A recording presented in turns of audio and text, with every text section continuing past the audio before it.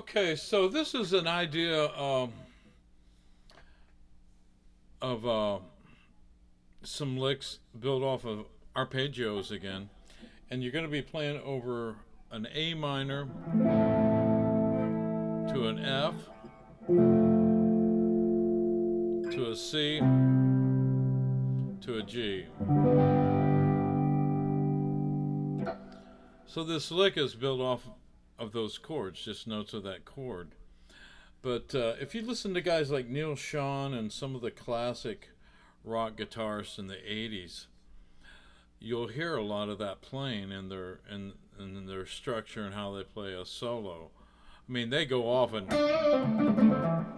they'll go off and start playing their licks, but a lot of times they'll just play, those arpeggio ideas over the chord. So this lick sounds like this.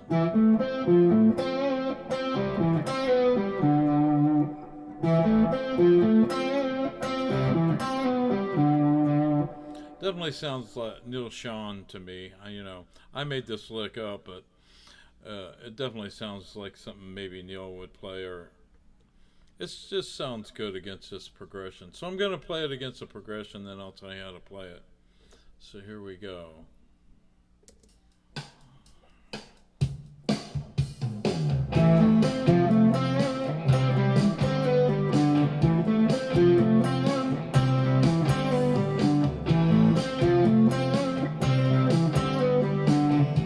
So it's pretty simple, but again, it's tasteful, it's very melodic, and it sets you up to do something else, I feel. So, like I said, it's built off of arpeggios of the chords you're playing against. So the same first part of the lick, you play your third finger on the seventh fret of the A string, roll it straight down to the seventh fret of the D string. Then you play on the fifth fret of the G string with your first finger.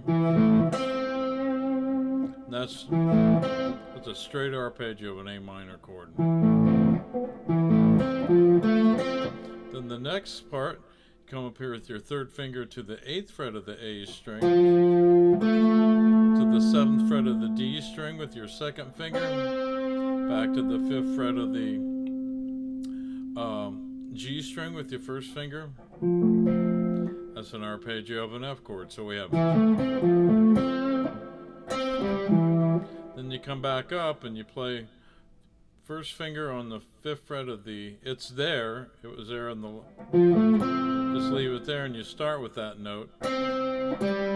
You just roll your finger up to the fifth fret of the D string.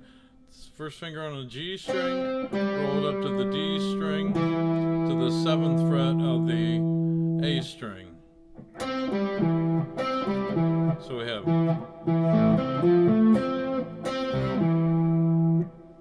So the last part of the lick goes.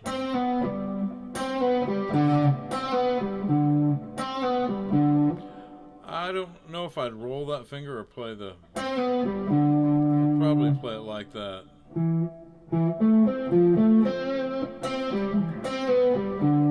So that starts here with your second finger on the fifth fret of the G string. You do a pull off down to the fourth fret with your first finger. Then your third finger plays on the fifth fret of the D string. Then your second finger plays on the fifth fret of the A string. So it's.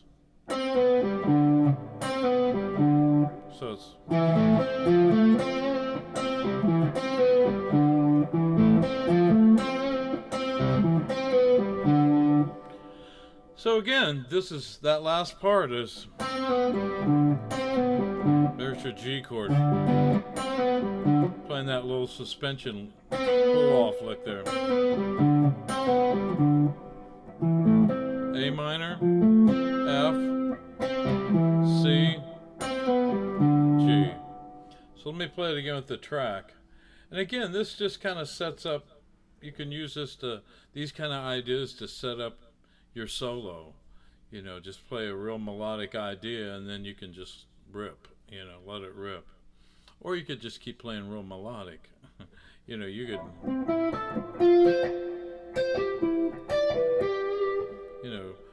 Look at all the triads of those four chords. You know, you have A minor, you have an A minor. Here's an A minor. You know, you can use all those shapes to play off of. Again, using, you know, triad shapes and playing arpeggios off those triads can be very helpful when you're trying to, you know, build a solo. So I'd recommend, play around with this, this A minor, F, C, G progression. I know this is not blues stuff, but it's still good stuff. So I'm gonna play this lick one more time, and here we go.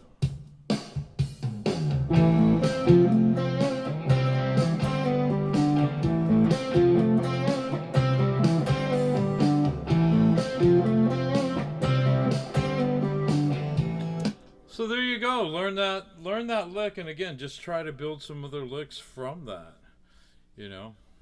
Again, the progression is A minor, F, C, and G. If it was in C sharp, C sharp minor, it would remind me of an old Boston song I used to play. Let's see.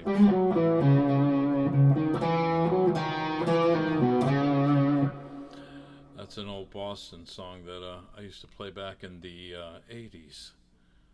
Okay, or late, I don't know. I'm so old it doesn't matter. Okay, well, I hope you learned this lick, and again, just use it for a reference to build off of your own. Make up your own licks, using the arpeggios of the four chords. All right.